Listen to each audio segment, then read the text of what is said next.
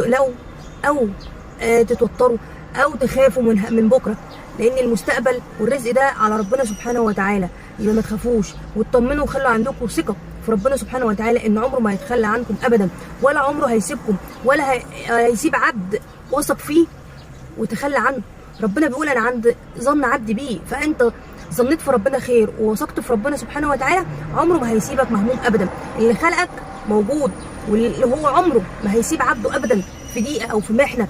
كل اللي عليك ان انت تقرب من ربنا وتصلي وتدعي كتير قوي، لان ربنا سبحانه وتعالى عايز عبده اللي هو بيقرب منه. هو ابتلاك عشان بيحبك، ابتلاك عشان تقرب منه، ابتلاك علشان خاطر ان انت تعبده، ابتلاك علشان خاطر هو وحش صوتك، عايزك تدعي، عايزك تبقى بيحطك في كرب وفي ضيقه عشان خاطر تقرب ليه، عشان خاطر تدعي، عشان خاطر تصلي، عشان خاطر هو بيحبك. ربنا اذا حب عبد ابتلاه. اكتر الناس